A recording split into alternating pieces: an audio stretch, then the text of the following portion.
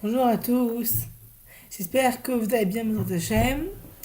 Alors, vous savez, dimanche soir, c'était tout Bishvat, lundi matin, la journée aussi.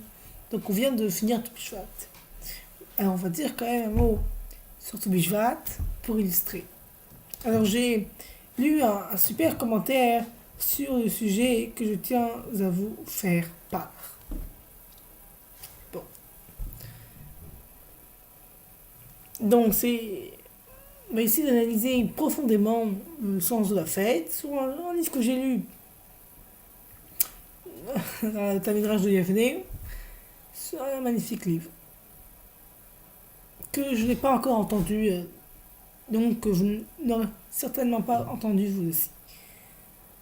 Vous savez, Tpivat, c'est quoi en fait la fête des arbres, la fête des fruits. Mais quel est un arbre? Un arbre, c'est celui qui donne la vie. Et vous devez le savoir comme moi. L'arbre, il donne l'oxygène. Sans arbre, il n'y a pas de vie. Mais pourtant, paradoxalement, l'arbre, c'est celui qui est le moins bien traité. Avec les braconniers, on le coupe pour faire des feuilles. Et en plus de cela, on n'y fait pas attention. Est-ce que quand vous marchez dans la rue, vous faites attention aux arbres? Alors, quand vous êtes dans une grande forêt avec un grand chêne magnifique de 50 ans, vous le regardez, vous prenez en photo, mais dans la rue, bien sûr, on ne fait pas attention. Justement, ça, c'est peut-être le sens de tout Bishvat, comme il dit ce livre. Fêter tout Bishvat, c'est pas que fêter la fête de l'arbre, c'est aussi fêter la fête de Dieu. On reconnaît.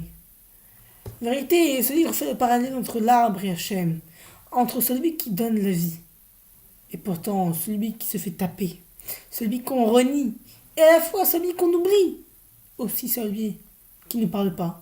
L'arbre ne communique pas avec nous, nous ne communiquons pas avec lui.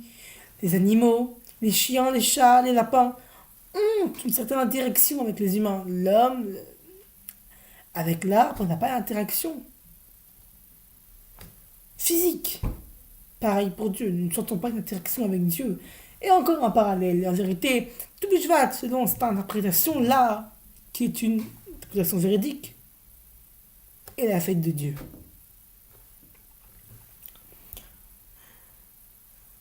Et justement, dans cette fête, on célèbre la grandeur de Dieu. Et j'aimerais rapporter une deuxième explication qu'avait rapporté le Rav Pinto Moshe du 17e arrondissement. Il avait dit la chose suivante, qui est une chose pas chose magnifique. Mais pourquoi l'arbre? On me posait la question, pourquoi l'arbre? Pourquoi pas la fête des papiers, la fête des chaussures, la fête du ciel, la fête des stylos, la fête des jeans, enfin, tous les objets pour faire une fête. Pourquoi que l'arbre, la nature, il y a tellement de sujets, tous les objets pour faire une fête. Ah ben justement. En bref, un père qui a envoyé ses 4 fils voir le même arbre auquel il tenait beaucoup. Et il a envoyé ses 4 fils à 4 saisons différentes. Un printemps, en été, en automne, en hiver, voir un arbre. Il a dit chacun fait un résumé de l'arbre. Et puis après, chacun sont venus, à la fin de l'année, ils se sont réunis et on lit ensemble la réunion de leur descriptif. Un dit l'arbre était grand, beau. Après l'autre a dit l'arbre était un peu moins beau. L'autre a dit l'arbre avait perdu toutes ses feuilles. Et après le dernier a dit c'était correct. En fait, ils ont dit printemps, été, automne, hiver.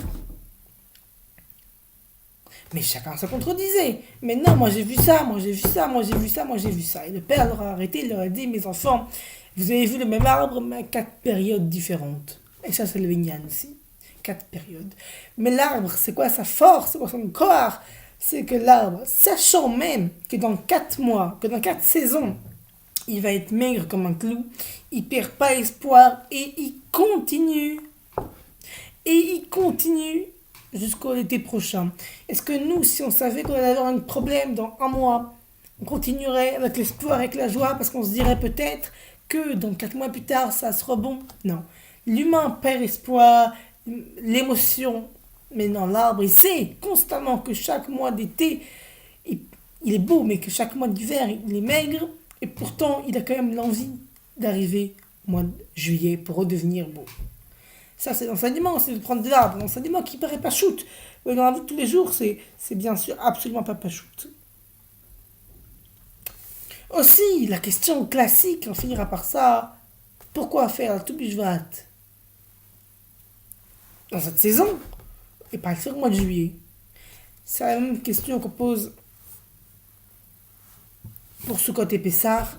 Pourquoi on fait les Sukkot, la Souka, les cabanes, à Sukkot et pas à Pessah, alors que tout ça s'est passé pendant Pessah? Parce que c'est la fête de la Emouna, parce qu'on a foi en Hachem, on montre notre confiance en Hachem, comme par la même façon qu'on veut pas la simplicité de faire, et parce qu'on a la Emouna en Hachem, qu'on ira sortir dehors à Sukkot, même s'il fait froid, pareil, on fait la fête des fruits, on sait qu'il y aura tous les fruits nécessaires, parce qu'on a la Emouna. J'espère que vous avez fait une bonne fête de tout Bishvat, et bonne semaine mes amis.